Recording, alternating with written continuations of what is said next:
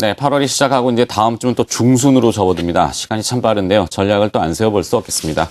마켓 리더의 특급 전략, 오늘은 NH농협증권 리서치센터 백관종 센터장이 도움 말씀을 주시겠습니다. 고맙습니다. 안녕하십니까? 안녕하십니까? 매번 바쁘신데 휴가철에 사실 분석 리포트 내기가 쉽지는 않지 않습니까? 그죠?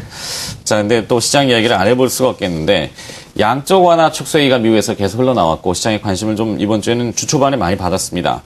또 연방준비제도 인사들이 또 발언을 많이 내놨던데요.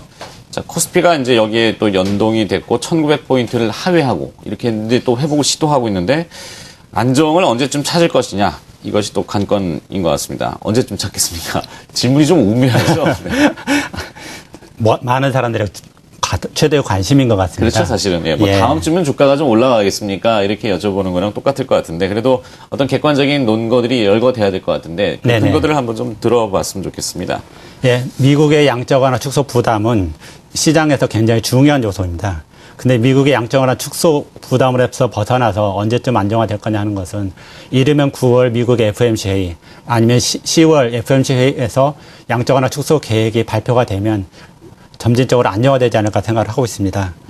한국은 외국인 매매의 영향을 굉장히 많이 받게 되는데 미국이 양적 완화 축소를 하게 되면 그 자금이 안전자산 선호 현상이 또 발생하기 때문에 자금이 그 이머징 마켓 시장에서 선진 시장으로 또 이동하는 현상이 발생하게 될 거고 그런 과정에서 한국 주식을 매도할 것으로 생각을 하고 있기 때문에 그렇습니다.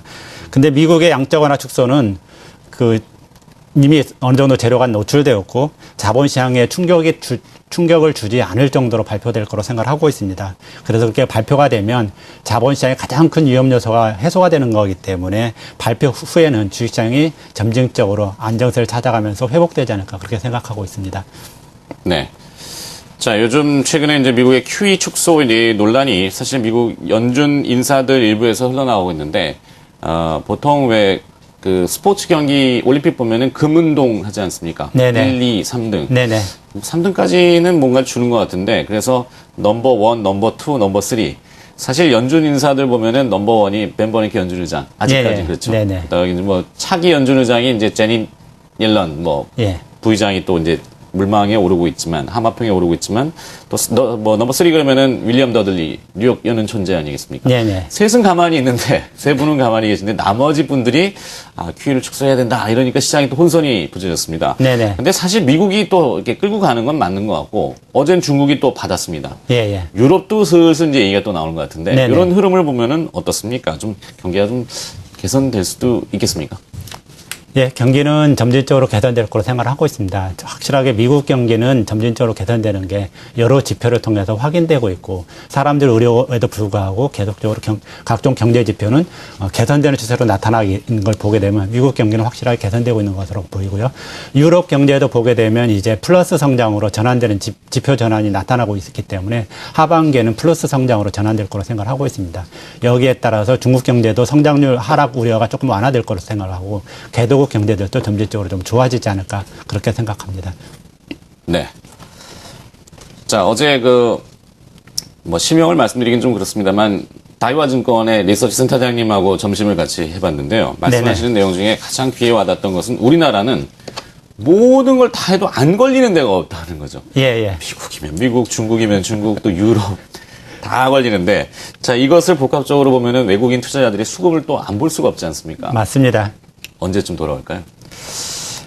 외국인 한국 투자자들은 보면 크게 두 가지로 구분할 수가 있습니다. 인덱스형으로 한국 주식을 투자하는 인덱스형 투자자들하고 그다음에 헤지펀드처럼 개별적으로 주식을 투자하는 그런 헤지펀드형 투자자가 있습니다. 그래서 먼저 그 인덱스형으로 투자를 하는 그 외국인들이 지금 현재 우리 한국 시장에 들어올 것인지 여건을 먼저 점검을 해보도록 하겠습니다.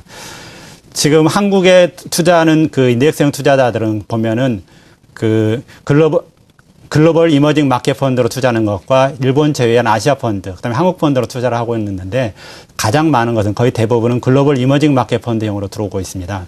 그래서 글로벌 이머징 마켓 펀드 흐름을 보고자 하면은 글로벌 펀드 플로우를 봐야 됩니다. 글로벌 펀드 플로우를 보게 되면 금년 들어서 대규모로 유입이 됐는데 선진국으로는 대규모로 유입됐지만 이머징 마켓에서는 유출이 됐습니다. 그래서 선진국의 펀드 플로우를 보게 되면은 서유럽으로는 전혀 들어가지 않은 반면에 미국과 일본으로는 대규모로 들어가면서 미국과 일본 시장을 크게 끌어올렸습니다. 그래서 앞으로 한국형을 보려면 이 현상을 봐야 될 것 같습니다. 그래서 외국인이 한국에 주식을 투자하려고 그러면 첫 번째로는 그 위험자산 투자 선호 현상이 지속되어서 글로벌 펀드 플로우가 주식시장으로 유입돼야 되는 측면이 있고요. 네. 두 번째로는 지금까지 미국, 일본 중심으로 선진국으로 들어와야 됐는데 이 지역보다는 아시아로 들어와야 되는 그런 이머징 마켓으로 들어와야 되는 그런 부분이 있는데 사실은 미국과 일본이 주가가 많이 올라서 밸류에이션 부담이 높기 때문에 그 이머징 마켓 쪽으로 주식 자금 흐름이 전환될 가능성이 높아 보입니다. 그럼 세 번째로는 이머징 마켓 시장이 그 투자 매력이 선진국 시장 대비해서 높아야 되는데 실질적으로 이머징 국가들의 경제 성장률이 좀 둔화되고 있는 그런 양상이라서 상대적으로 이 부분은 좀 약해 보입니다. 그래서 전체적으로 보게 되면 한국을 포함한 그 이머징 마켓으로 주식 자금이 꾸준히 들어오는데 규모는 크지 않게 꾸준히 들어오지 않을까 그렇게 생각을 하고 있습니다. 그다음에 두 번째로는 그 헤지펀드형 투자하는 그 외국인들을 봐야 되는데 규모는 크지 않지만 좀 투자하지 않을까 그렇게 생각을 하고 있습니다. 그 이유는 첫 번째로 보게 되면 한국의 주가 수준이 계속 떨어져서 밸류에이션 매력이 있고요. 두 번째는 경제 성장률이 꾸준히 견조하게 늘어나면서 기업 실적이 좋아지고 있기 때문에 그렇습니다. 그래서 보면은 네. 전체적으로 볼 때는 외국인이 규모는 크지 않지만 양적 완화 축소 부담이 해소되는 그런 시기부터는 꾸준히 들어오지 않을까 그렇게 생각하고 있습니다. 네. 네, 어제 그 환율 시장 분석하니까 5대 그 좀 부정적인 통화 이렇게 나오거든요. 뭐 브라질, 네네. 뭐 터키, 몇몇 뭐 아시아 국가도 포함되어 있는데 그 중에 한국은 빠져 있습니다. 그죠? 네네. 한국이라는 나라는 사실 그 잠재력이 뭐 우리나라도 믿어야 되지 않겠습니까? 성장률도 좀 좋게 나오고. 네네. 그 외국인이 언젠가는 들어올 텐데 그 언제 들어오느냐가 이제 다시 문제일 것 같고요. 예. 지금 자료들을 쭉 보니까 조만간 들어올 수 있겠군요. 그 의미 있게 들어오는 거는 아까 말씀을 드린 것처럼 이제 우리나라 투자는 가장 많은 펀드가 인덱스형 펀드 투자자들인데 네. 그 인덱스형 펀드 투자자들이 들어오려고 그러면 아무래도 미국의 그 양적 완화 축소 부담이 좀 해소되는 시기가 좀 본격적으로 들어올 수 있는 그런 부담이 수준이 있고요. 네. 그다음에 헤지펀드형 투자자들의 경우는 우리나라 상대적으로 매력적이어야 되는 부분이 있는데 실질적으로는 좀 매력적인 부분이 조금 약하기 때문에 조금 시간이 걸려서 단기적으로 보다는 조금 중기적으로 보는 게 적합하지 않을까 생각합니다. 그렇군요. 자, 말씀하시는 중간에 외국인이 또 배신하는군요. 매도로 돌아서고 코스피를 밀어버리고 있습니다. 뭐 큰 폭은 아닙니다만 약세를 좀 보여주고 있는데 지루한 등락이 이어지다 보니까 많은 투자자분들이 지쳐해 하십니다. 사실 뭐 어떻게 보면 사람들의 지표를 보면은 오히려 시장이 막 흥분하는 분들이 많으면은 상투를 치는 경우가 있고 이렇게 지쳐하시는 분들이 많으면은 역설적이지만 주가가 다시 한번 랠리를 갈 가능성이 높지 않습니까? 네, 그렇습니다. 자, 이제 대응하는 전략을 좀 꾸려주셔야 될 것 같은데 어떻게 좀 조언을 해주시겠습니까? 일단 단기적으로는 좀 시간을 갖고 보는 게 좋지 않을까 생각을 하고 있습니다. 시간을 지금 현재 보면 지수 수준이 지금 1900포인트 언더에 있기 때문에 PER이나 PBR 보면 역사적으로 굉장히 저점에 있어서 밸류에이션 매력이 있다는 측면이 있고 그다음에 아까 이야기한 것처럼 경제 성장률이 점진적으로 개선된다는 측면에서는 긍정적이지만 지금 현재 한국의 대장주인 삼성전자가 핸드폰 이익 피크 논쟁으로 인해서 조정을 받고 있고 그다음에 한국의 대표적인 대기업들이나 이런 대표적인 업종들이 이익 모멘텀이 좀 약한 게 현실입니다. 거기다가 지금 박스권에서 상단에 올라가게 되면 펀드 해지가 늘어서 매물 부담도 있는 상태고 그리고 조금 전에 말씀드린 것처럼 미국의 양적 완화 축소 시 약간의 충격 부담 가능성도 있기 때문에 지금 현재는 좀 보수적으로 보는 게 좋지 않을까 그렇게 생각합니다. 그래서 투자 전략이라고 하게 되면 지수가 박스권 하단에 오게 되면 좀 매수하고 상단에 가면 매도하는 그런 박스권 매매 전략이 단기적으로는 필요할 것 같고요.